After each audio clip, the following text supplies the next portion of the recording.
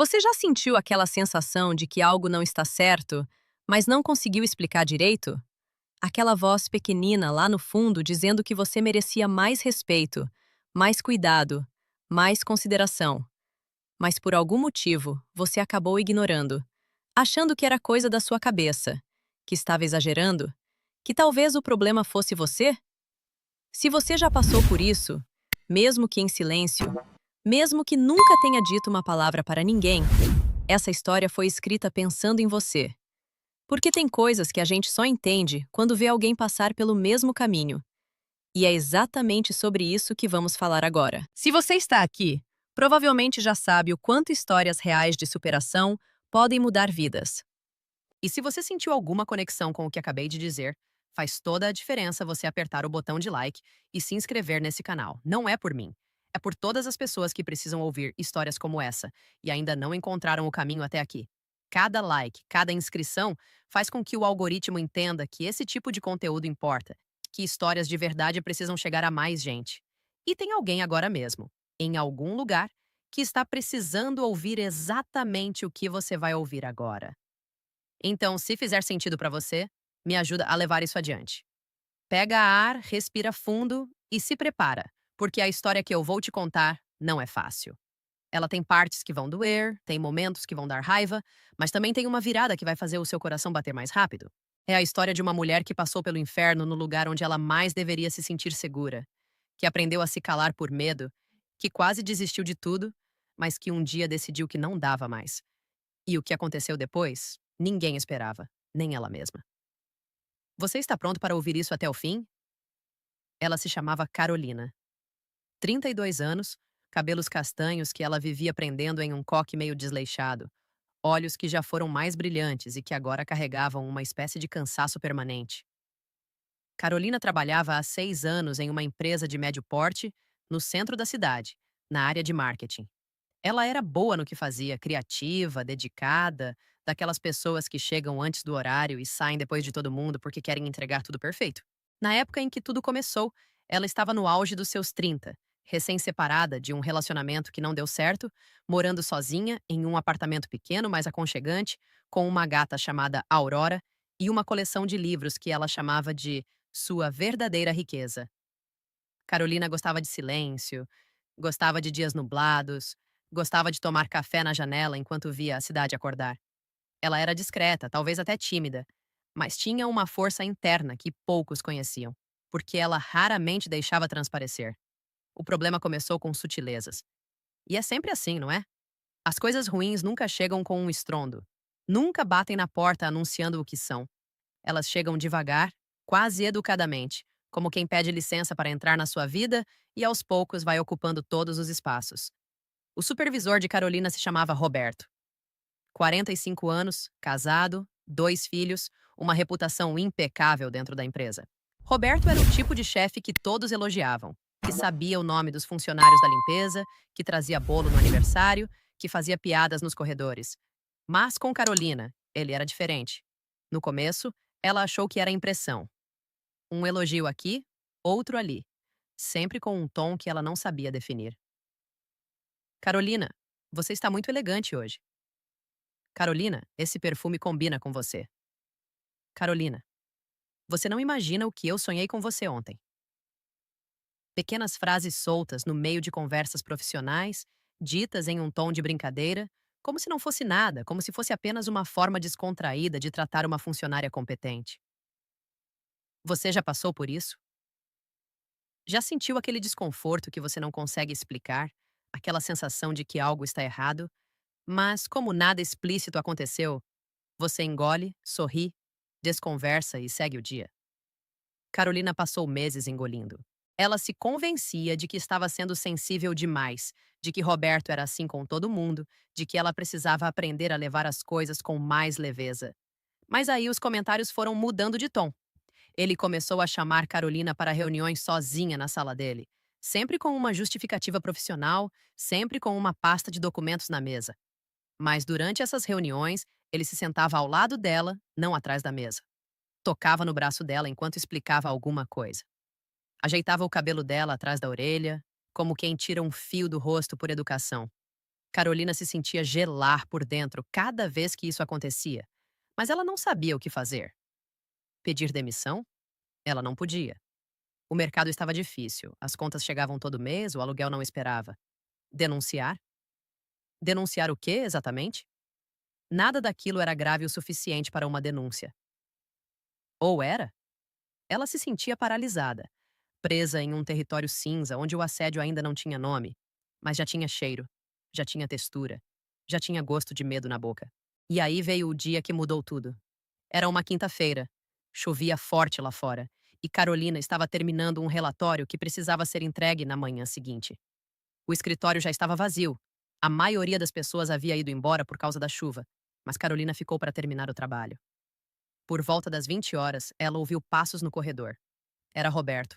Ele disse que também tinha ficado até tarde, que a mulher dele estava viajando, que ele não tinha pressa de voltar para uma casa vazia. Carolina sentiu um arrepio na espinha, mas tentou manter a calma. Ela disse que também estava indo embora, que só faltava salvar o arquivo. Roberto se aproximou. Ele colocou a mão na cintura dela. Disse baixinho, com a boca perto do ouvido dela, que ela era a mulher mais linda que ele já tinha visto trabalhando para ele, que ele pensava nela o tempo todo, que ele sabia que ela também queria.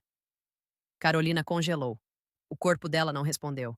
Ela não conseguiu falar, não conseguiu se mover, não conseguiu empurrar a mão dele.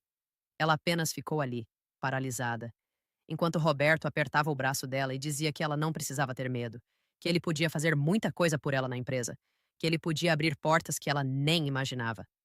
E então, antes que Carolina pudesse pensar em qualquer coisa, ele a beijou à força. Um beijo rápido, molhado, violento. E depois, saiu andando como se nada tivesse acontecido, como se tivesse apenas dito boa noite. Carolina passou o fim de semana trancada em casa.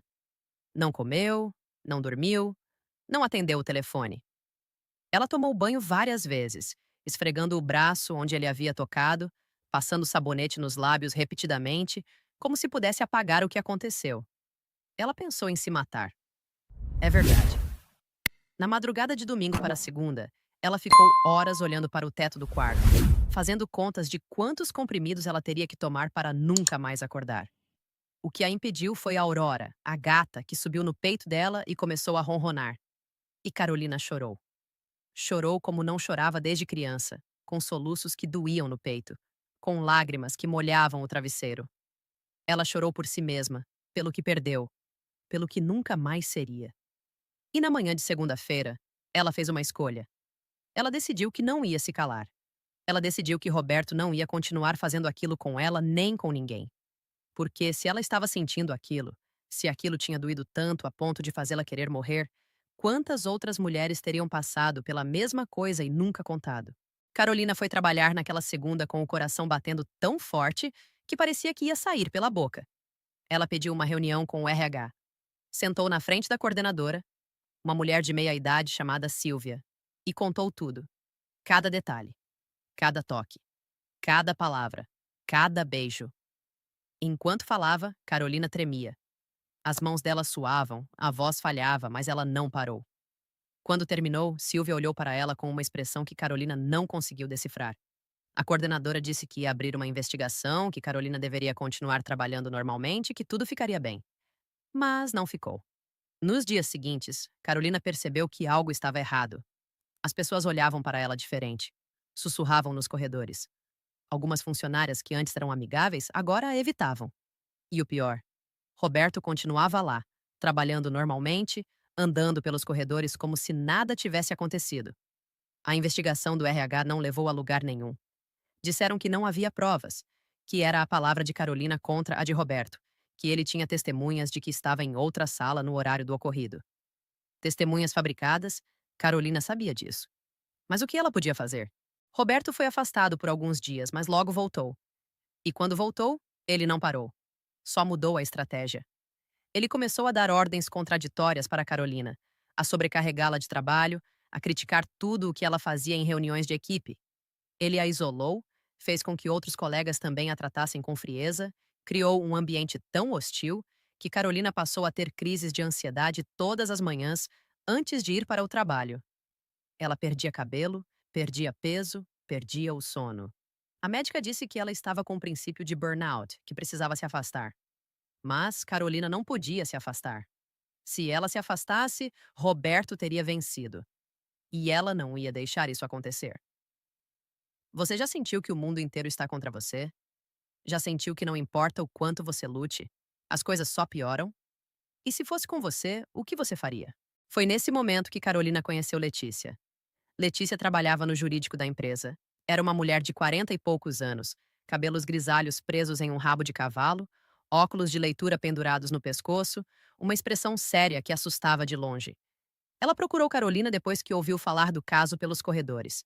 Letícia já havia processado a empresa 2 vezes por assédio moral contra funcionários e tinha uma reputação de ser implacável. Ela disse para Carolina que o que Roberto fez foi crime, que o que a empresa estava fazendo era cumplicidade e que ela podia ajudar. Carolina não acreditou no começo. Ela já tinha se decepcionado tanto que achava que ninguém realmente se importava. Mas Letícia era insistente.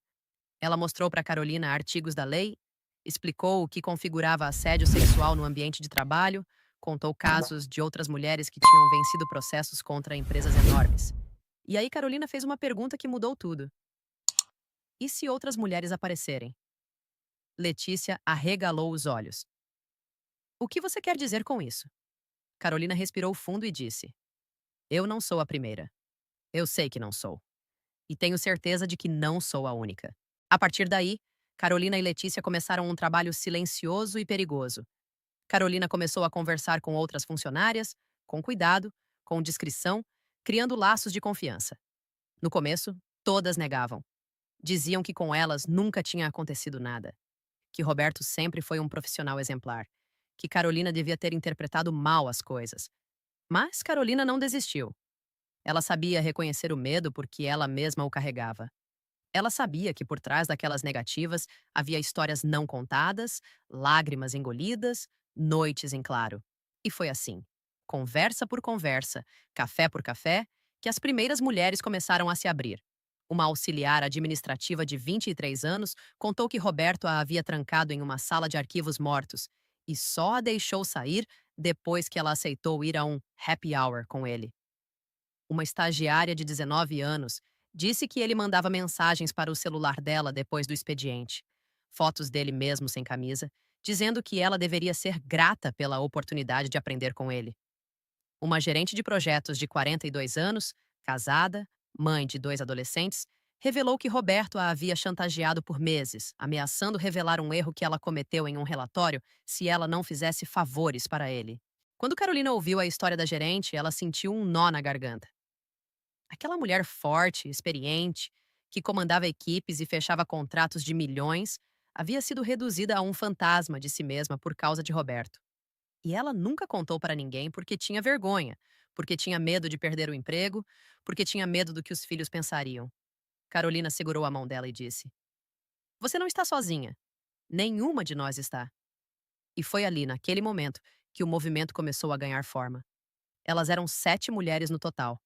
7 histórias diferentes, 7 formas de dor, mas um inimigo em comum. Elas se reuniam secretamente na casa de Carolina depois do expediente, sempre com as cortinas fechadas, sempre com o celular desligado. Letícia orientava cada passo, ensinava como coletar provas, como registrar conversas, como anotar datas e horários.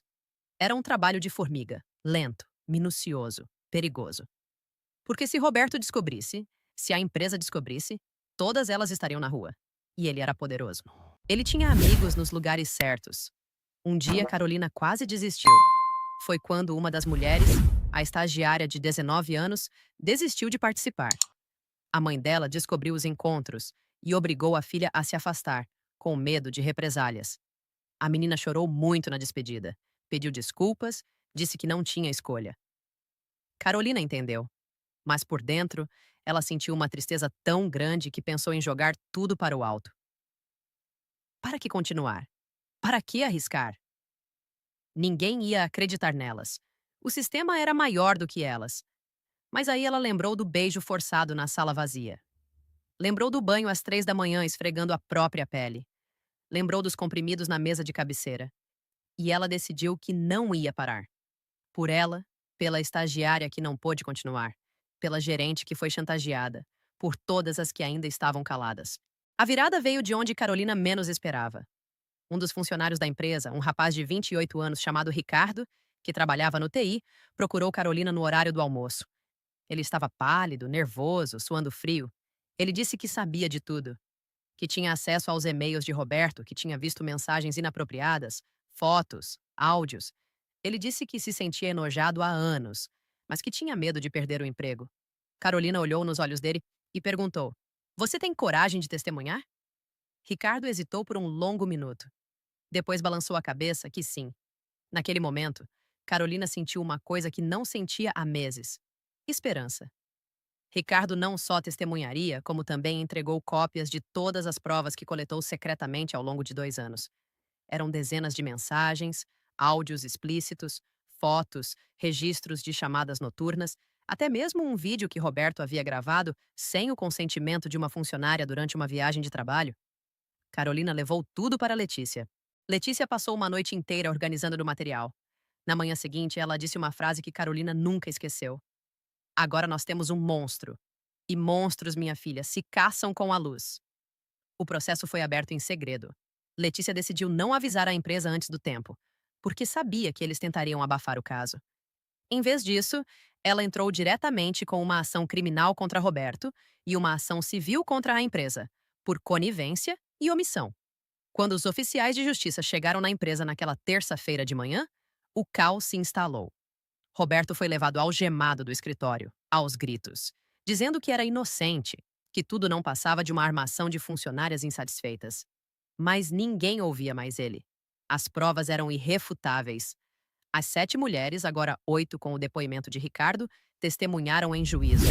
A estagiária que havia desistido voltou atrás e também depôs, com a mãe ao lado dela, pedindo desculpas por não ter apoiado antes. O julgamento foi longo, doloroso, revitimizante em muitos momentos.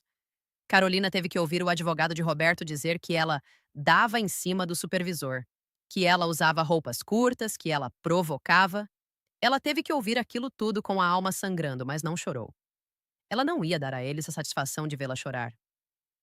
No último dia do julgamento, o juiz leu a sentença.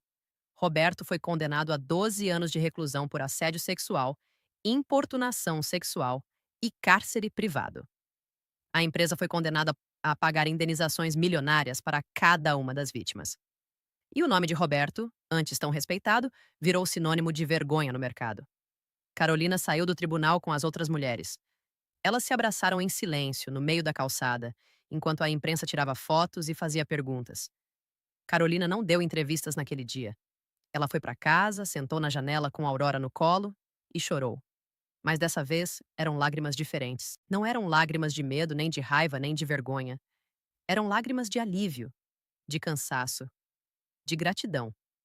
Ela olhou para o céu, para as nuvens que se moviam lentas e agradeceu. Agradeceu por não ter desistido. Agradeceu por ter encontrado Letícia, por ter encontrado as outras mulheres, por ter encontrado Ricardo. Agradeceu por ter sobrevivido. Hoje, Carolina é uma ativista.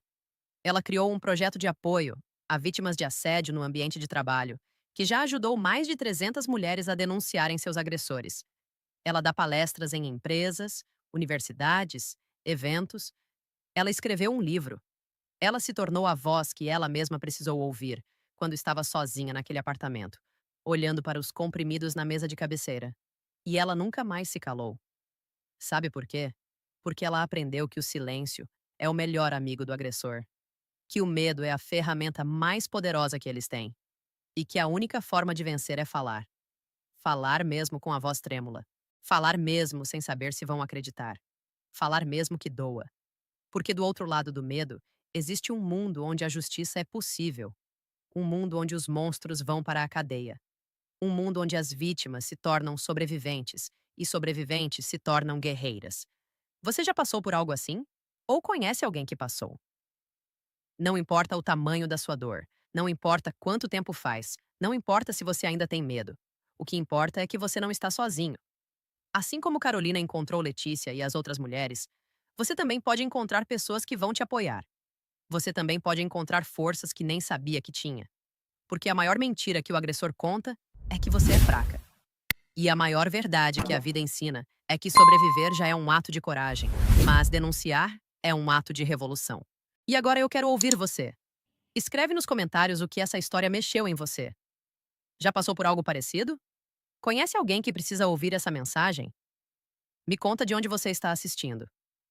Vamos fazer desse espaço um lugar de acolhimento, onde ninguém precise se calar nunca mais. Se inscreve no canal, ativa o sininho, compartilha essa história com quem precisa, porque enquanto houver uma mulher com medo de falar, vai haver uma Carolina em algum lugar pronta para lutar ao lado dela. E você, vai ficar de fora ou vai fazer parte dessa corrente?